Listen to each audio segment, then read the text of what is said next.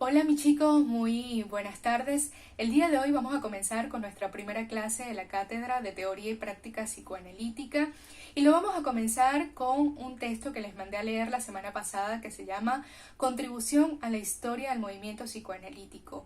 Es un texto impresionante, de verdad. Es un texto que nos permite no solamente conocer lo que es el psicoanálisis, sino cómo fue su despliegue por el mundo, cómo fue su acogida, su no acogida y qué cosas vino a tener que enfrentar Freud, con qué cosas se tuvo que encontrar y cómo fue su trabajo en compañía y su trabajo en solitario.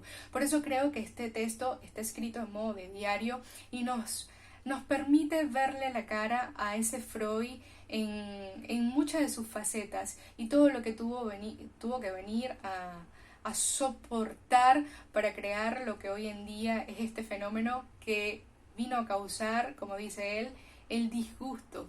Entonces, vamos a iniciar con este texto que me parece sumamente oportuno. Fíjense que para hablar del psicoanálisis, nosotros debemos hablar de Freud. Él es el creador, él es el modelo y es el ideal para cualquier psicoanalista.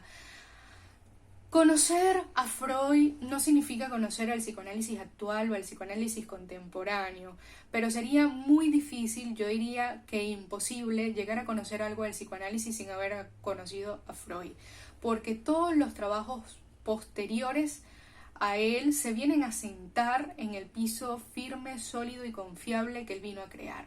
Yo creo que eso es Freud, es un piso muy sólido. Y más allá de ser un piso sólido, es una estructura que ha venido a soportar el paso del tiempo, ha venido a soportar las relaciones con el mundo científico, con la misma época y con los desarrollos internos del propio psicoanálisis. Estudiar una obra de Freud no es sencillo. Hay que ir desde los primeros pasos de Freud hasta ser el creador del psicoanálisis y llegar a lo más actual. Hoy en día, cuando se han creado tantas nuevas teorías del psicoanálisis, Freud sigue siendo lo más actual que tenemos. Por eso creo que cuando hablamos de él no estamos hablando de una historia muerta, al contrario, creo que estamos hablando de una vigencia muy viva. Siempre vamos a volver a Freud, o como decía Lacan, siempre retornaremos a Freud. Y nombro a Lacan porque Lacan era profundamente freudiano y siempre nos recordó que pase lo que pase, retornaríamos a Freud. Cuando pienso en Freud, pienso en uno de los autores que no puede ser comparable con otro. Yo creo que no existe todavía y no va a existir por mucho tiempo un autor que se le pueda asemejar a él. Alguien que fue obligado a trabajar en solitario y que tuvo que afrontar todo lo que se le vino encima y no desistió de nada de esto, sino que luchó hasta conseguirlo. Creo que nos posicionó en este lugar de una estructura, de un edificio que no está acabado, un edificio que no está completo y que no es para nada armonioso. Creo que el psicoanálisis no tiene que ver con algo armonioso y cuando las personas se acercan a estudiarlo lo sienten que no es algo que esté relacionado con ningún tipo de armonía. De hecho nos causa como estos movimientos y estas angustias porque es algo que no representa la completud. Y eso es muy bueno porque nos hace saber que estamos frente a un edificio que está en constante remodelación y que está en constante construcción. Por eso el psicoanálisis viene a ser tan oportuno y es inacabado. Y eso nos posiciona a nosotros como unos investigadores que no nos podemos desvincular de él tan fácilmente, sino que podemos seguir construyendo cosas a partir de él. No es una psicoterapia cualquiera. Creo que el psicoanálisis viene a ser una construcción teórica de Freud que está muy apartado de lo que es la psicoterapia común y de lo que es la psicología. De hecho, Freud decía que esto iba muchísimo más allá y que se separaba de los términos habituales que utilizaba la psicología. Por eso no podíamos de ninguna forma relacionarla porque iba más allá de la psicología. Ahora bien, si nosotros tuviéramos que colocar como un punto de partida del psicoanálisis, indudablemente serían los estudios sobre la histeria. Los estudios sobre la histeria es un texto que publica Freud de la mano de Joseph Breuer. Ojo, ya nosotros vamos a ver cómo el psicoanálisis no se inaugura desde aquí, pero el psicoanálisis toma esto como un estadio previo a su creación y como un antecedente fundamental del cual no se puede desligar. Pero estos estudios sobre la histeria permitieron publicar la primera comunicación preliminar para acercarse al mecanismo, a cómo operaba el mecanismo psíquico de la histeria y también a publicar los primeros historiales clínicos que fueron los primeros estudios de Freud en la clínica con un procedimiento de Breuer, y creo que tomarlo como punto de partida es muy fundamental. El psicoanálisis tiene como premisa fundamental hacer consciente lo inconsciente, y creo que ha venido a explicar un sinfín de acciones desencadenadas que viene a presentar el sujeto a partir de ciertos fenómenos psíquicos. Estos fenómenos psíquicos existen en el interior del sujeto, pero él no sabe que los tiene, no sabe que los posee, no sabe que están dentro de sí, pero es básicamente todo lo que lo impulsa a realizar un sinfín de cosas. Yo diría que el psicoanálisis quiere estudiar estos fenómenos psíquicos, traerlos a la luz, escucharlos y analizarlos, y de esa manera poder desarticular los conflictos que están anudados a ellos. No vamos a poder despegarnos del psicoanálisis. Le viene a dar una explicación casi que a todas las cosas que viene a realizar el sujeto. Viene a explicar sus subjetividades y a adentrarse en lo más profundo de su ser. El psicoanálisis es una experiencia de amor, es una experiencia del reconocimiento de lo inconsciente, el reconocimiento de algo que está dentro de ti, pero que no sabes que existe, pero ahí está y opera. Cuando pensamos en este texto, adentrándonos ahorita ya al texto de contribución a la historia del movimiento psicoanalítico, es un texto que Freud divide en 3 apartados, y cada apartado tiene su función en particular. Pero esto es un texto que Freud decide crear básicamente para dejar en claro los principios y los fundamentos del psicoanálisis. En ese momento Freud estaba muy enemistado ya con Adler y con Jung, y era muy necesario para él poder crear un texto que pudiera hacer la diferenciación entre las teorías que ellos estaban creando y la que él creaba. Porque cuando ellos se desligan, tanto Adler como Jung comienzan a trabajar, siguen trabajando, pero siguen denominando a los trabajos que están haciendo psicoanálisis. Y Freud consideraba que lo que ellos estaban haciendo no era psicoanálisis. Entonces era como muy importante crear este texto para dejar los principios del psicoanálisis como muy en claro y determinar qué cosas hacían ellos y qué cosas hacía Freud. De hecho, Freud termina enemistado primero con Adler y 3 años más tarde con Jung. Aunque hoy en día ellos denominaron a sus teorías de otras formas, como Adler, que denominó la de él psicología individual, y Jung, que denominó la de él psicología analítica, en ese momento era como muy fundamental para Freud que esto no se llegara a confundir y que se pudiera reconocer qué cosas debían ser nombradas como psicoanálisis y qué cosas no. Freud en este primer apartado comienza hablando que él es el creador del psicoanálisis y que ha sido el único que se ha encargado de él durante todos estos años. De hecho, Freud dice que durante estos 10 años él ha sido el único que se ha encargado del psicoanálisis. 10 años fueron el tiempo en que Freud trabajó a solas. Él dice que todo el disgusto que este nuevo fenómeno causó vino sobre él en forma de crítica que él tuvo que soportar por sí solo. Cuando Freud habla en este texto, dice que él reconoce que ya no es el único psicoanalista, pero también dice que nadie mejor que él puede conocer lo que es el psicoanálisis y lo puede escribir.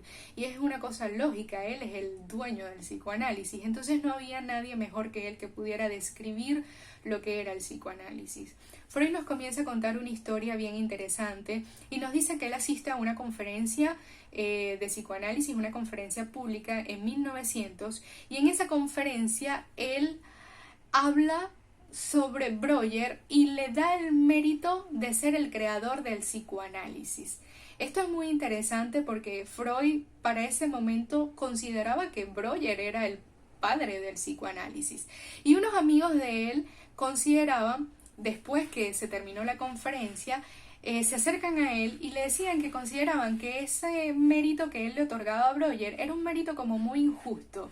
Porque sí, Breuer hizo grandes aportaciones a Freud con el procedimiento catártico, pero también era muy importante reconocer esta colaboración de Breuer no como algo del psicoanálisis, como una creación del psicoanálisis, sino como una colaboración al estadio previo del psicoanálisis. Porque una de las cosas que viene a formar el psicoanálisis es básicamente la desestimación del método catártico de Breuer para dar paso a la técnica de Freud, que era la técnica de la asociación libre. Por eso no se le podía adjudicar este papel del creador del psicoanálisis a Breuer, sino que nada más se le debía reconocer como alguien que colaboró en el estadio previo a su creación. Ahora bien, Freud comienza a hablar de los trabajos que realizó junto con Breuer y comienza a explicar básicamente lo que ellos hacían cuando estaban juntos. Y era básicamente reconocer el conflicto actual que tenían los histéricos y buscar la manera de encontrar cuál fue el fenómeno ocasionador de ese conflicto. Por eso, a partir del método catártico, ellos ayudaban a estos pacientes a reconducirlos a las vivencias pasadas, que ellos consideraban que eran vivencias que tenían esta matiz traumática y que habían articulado todo el conflicto actual, el conflicto sintomático. Por eso llevaban a los pacientes en esta vuelta atrás, que de hecho Freud dice que ese trabajo fue lo que vino entonces a destacar uno de los mecanismos operantes en el neurótico que es la regresión. De hecho, él deja en claro algo, que el psicoanálisis no puede resolver algo de lo actual sin ir primero al pasado. Eso es muy fundamental tener en cuenta. No hay nada que se pueda asomar en lo actual si no es reconduciéndonos a las vivencias pasadas. Ese es el núcleo fundamental del psicoanálisis. Ahora bien, Freud comienza a hablar sobre las diferencias que comenzaron a existir entre Breuer y entre él. Y dice que Breuer tenía una postura como muy fisiológica frente al estudio de la histeria. Él se apegó a una teoría de los estados hipnoides, Breuer, y nunca la soltó. Él decía que estos estados hipnoides penetraban en la conciencia y hacían una separación de ella, generaban varios estados de conciencia que no eran asimilados, o sea, eran como varios estados que no podían ser asimilados y no podían ser comunicados entre sí. Eso era lo que venía a explicar entonces que estos pacientes histéricos no podían recordar ciertas cosas porque tenían muchos estados que estaban no asimilados e incomunicados. Sin embargo, para Freud, la explicación del mecanismo de la histeria se daba a partir de otros elementos. Freud consideraba que se debía a una especie de repulsión que había hecho el paciente en la conciencia, que él la denominó defensa y luego más tarde la denominó represión. Pero sin embargo Freud dice que esto no fue lo que ocasionó las diferenciaciones o la ruptura entre Breuer y él. Lo que vino a generar verdaderamente el conflicto entre ellos fue la postura que tenía Freud con respecto a la sexualidad como causa de la neurosis. Freud creía que las neurosis tenían una causa y que esa causa era sexual. Y Breuer vio esto como inconcebible. De hecho, Freud dice que él fue el primero en desestimar completamente esta teoría y en tomarla con muchísimo desprecio. Y Freud no entendía porque él veía que Anna O, que era una paciente de Breuer, tenía muchos indicativos de la sexualidad. Freud decía que ella estaba muy conectada con algo de la sexualidad y que Breuer no lograba ver. Aquí le voy a dar un dato curioso. Anna O se ha pensado que era paciente de Freud y Anna O era paciente de Breuer, ¿ok? Freud dice que entre ellos dos, o en el tratamiento de la paciente Anna O, surge el rapport sugestivo. De hecho, él dice el mejor rapport sugestivo, que es lo que hoy en día llamamos transferencia. Dato curioso es que Anna O, que se llama Berta, ¿ok? En la vida real, tenía la misma edad de la hija de Breuer cuando se murió. O sea que Breuer en efecto estaba muy apegado a este caso. Pero bueno, eso es un chisme. Ahora bien, el punto está en que Freud decía que Anao venía a dejar expuesto muchas cosas de la sexualidad que Breuer no lograba ver y que daban mucha explicación a sus padecimientos, pero que él no lograba arroparlas. Él dice que algo que reafirmaba la causa de la sexualidad era lo que había ocurrido incluso en el tratamiento de Anao, que se había desplegado este rapport sugestivo, esta transferencia, y Freud decía que con el hecho de que existiera una transferencia sexual, tierna u hostil, era la mayor representación de que había una causa de la sexualidad que se estaba jugando allí. Las transferencias que nadie las busca, que el tratamiento no las persigue, que vienen a emerger de forma natural, es lo que viene a darnos un indicativo de que hay algo de la sexualidad que se está movilizando. Esto fue verdaderamente lo que causó la separación entre Breuer y Freud. De hecho, Freud dice que cuando él habla públicamente de esta etiología de la sexualidad, todo lo que sobrevino después de esto fue un gran silencio y un rechazo, y él se dio cuenta de que estaba frente a una idea que era muy nueva, que era muy novedosa y que no podía esperar que la cogieran tan fácilmente.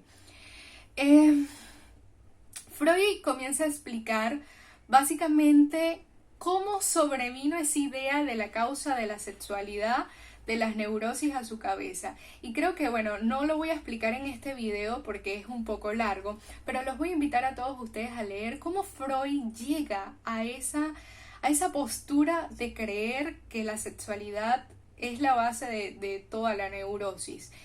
Y eso lo hace a partir de tres grandes personajes que de los cuales estuvo Freud influenciado, y que ellos vinieron a aportarle esta información sin saber que la estaban aportando.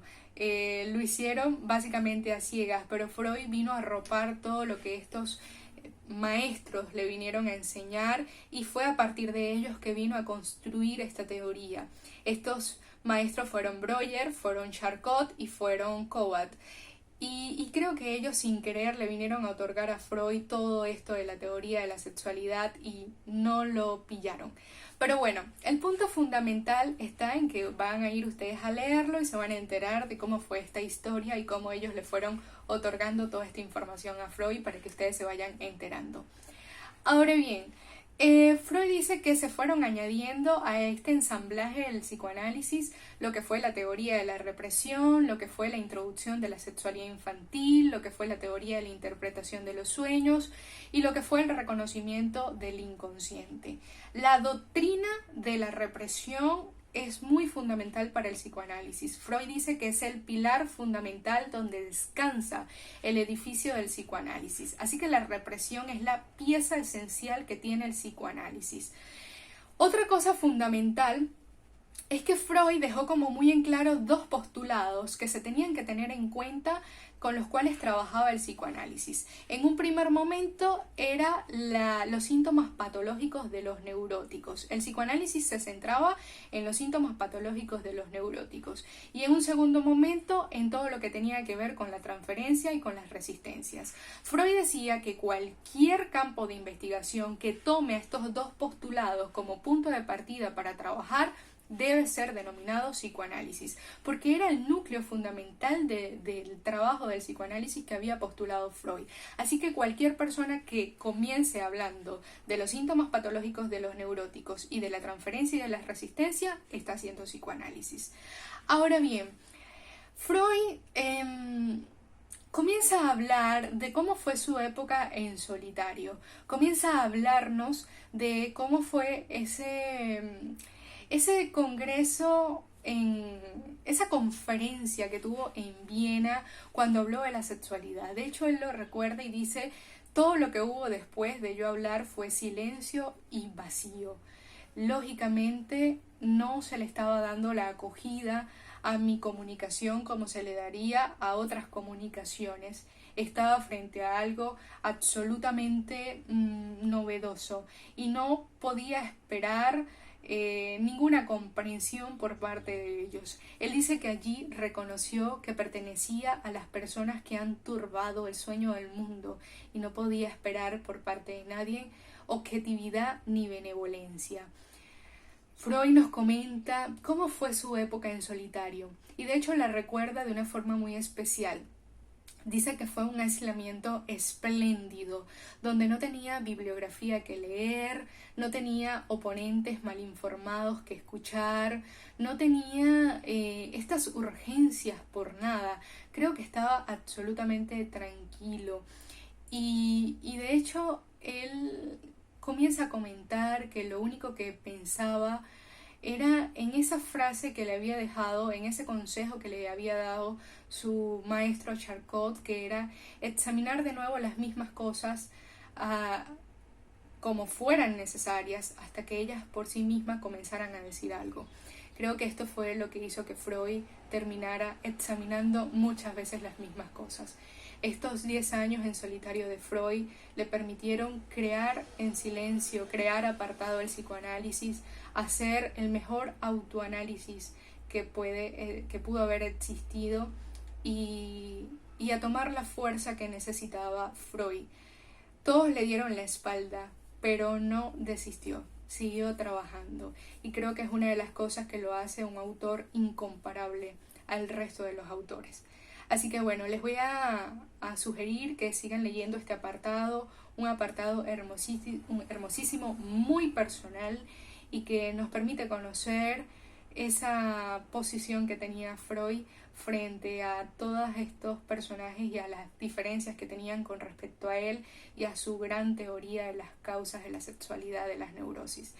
Así que, bueno, voy a dejar este video hasta acá y nos vamos a sus otros apartados, ¿ok? Sin embargo, no dejen de leer este.